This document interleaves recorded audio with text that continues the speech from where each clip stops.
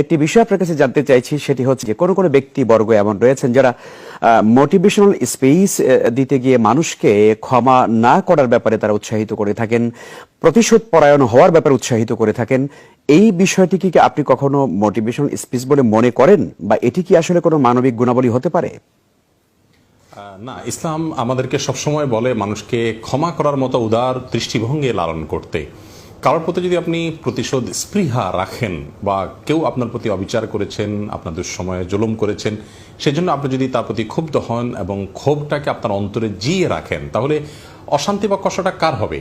যার প্রতি আপনি ক্ষুব্ধ হলেন তার অশান্তি বা কষ্ট হওয়ার কথা নয়। যে ক্ষোভের জ্বালা কষ্ট, এটা কিন্তু আপনি বুকে বয়ে বেড়াচ্ছেন, আপনারই কষ্ট হবে। অতএব অন্যকে ক্ষমা করে দিলে আপনারই বরং উপকার হবে, আপনি বরং নির্ভর হবেন, আপনি বরং প্রশান্তি লাভ করতে পারবেন। এই জন্য ইসলাম আমাদেরকে সবসময় ক্ষমার কথা বলেছে। আমরা বিরতির আগে বলছিলাম যে কোরআনে কারিমে আল্লাহ তাআলা তার রাসূল সাল্লাল্লাহু আলাইহি ওয়াসাল্লামকে বলেছেন মানুষ যারা তারা যেন ক্ষমা করে, তারা যেন মানুষের ভুল ত্রুটিকে মার্জনা করতে শেখে। কেন?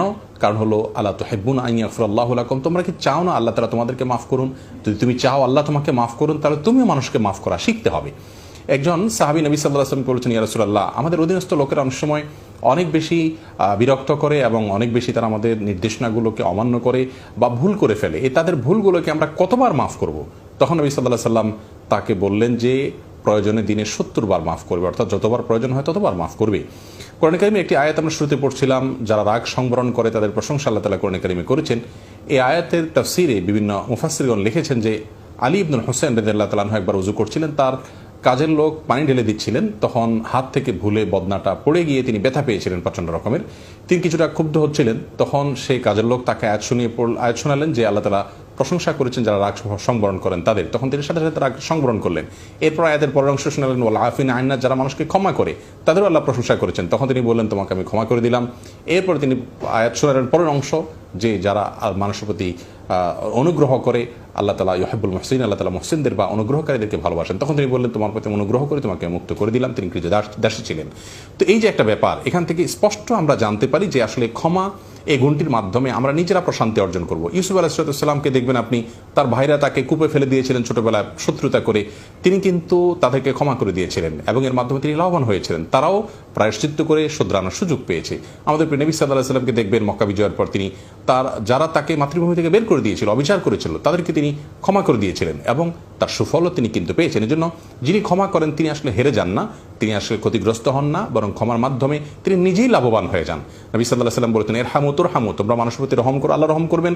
ওয়াগফিরু তুগফারু, এবং মানুষকে ক্ষমা করো তাহলে তোমাদেরকেও ক্ষমা করে দেওয়া হবে। অন্য হাদিসে আসছে তিনি বলেছেন ওমা যাদাল্লাহু আবদান বিআফুফিন ইল্লা ইজ্জা, কেউ কাউকে ক্ষমা করলে আল্লাহ তাআলা তার ইজ্জত এবং সম্মানকে অনেক বেশি বৃদ্ধি করে থাকেন। আমাদের সমাজে আজ চতুর্দিকে যে হানাহানি দেখছি, যে অশান্তি দেখতে পাচ্ছি, খুনাখুনি দেখতে পাচ্ছি এবং পরিবারগুলো ভেঙে খানখান হয়ে যাচ্ছে দেখতে পাচ্ছি, এই সবগুলোর মৌলিক কারণগুলোকে যদি আমরা তালিকা করি তাহলে বোধহয় শীর্ষে থাকবে এই অনিয়ন্ত্রিত ক্রোধ এবং প্রতিশোধ স্পৃহা। আপনি শুরুতে যেটি বলছেন যে ক্ষমা করা এটা মহৎ গুণ। আমরা একে অন্যকে যদি ক্ষমা করতে শিখি, একে অন্যের ভালো গুণগুলো দেখে তার মন্দ গুণগুলোর ব্যাপারে স্যাক্রিফাইস করতে শিখি, তাহলে কিন্তু আর আমাদের সমাজ এই অস্থিতিশীল পরিস্থিতির দিকে যাবে না। এই জন্য কোরআন এবং হাদিসের শিক্ষা সর্বত্র ছড়িয়ে দিতে হবে, আমাদের নিজেদের ভিতরে ধারণ করতে হবে।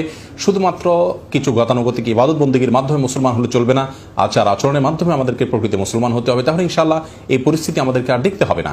রাসূল আকরাম সাল্লাল্লাহু আলাইহি ওয়াসাল্লামকে আল্লাহ রাব্বুল আলামিন নির্দেশ করেছেন যে খুযিল আফওয়া ওয়া'মুর বিল উরফ, আপনি ক্ষমাকে গ্রহণ করবেন সব সময় এবং ভালো কাজের নির্দেশ করবেন।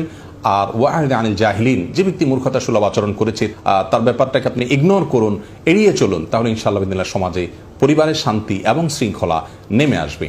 এভাবে আল্লাহ রাব্বুল আলামিন কোরআনে কারিমে আরও নির্দেশ করেছেন ওয়া আন তা'ফু হুয়া আকরাবু লিত-তাকওয়া, যদি মানুষকে ক্ষমা করো তাহলে এটা হবে তাকওয়ার অধিকতর নিকটবর্তী। তিনি আরও বলেছেন ওয়াল ইয়াফু ওয়াল ইয়াসফাহু, মানুষ যেন ক্ষমা করে, নিজেদের পারস্পরিক যে ভুল ত্রুটি হয়ে থাকে সেগুলোকে যেন ক্ষমা সুন্দর দৃষ্টি দেখে। এজন্য ক্ষোভ নয়, ক্ষমা করতে শিখতে হবে। সেই শিক্ষাটা ইসলাম আমাদের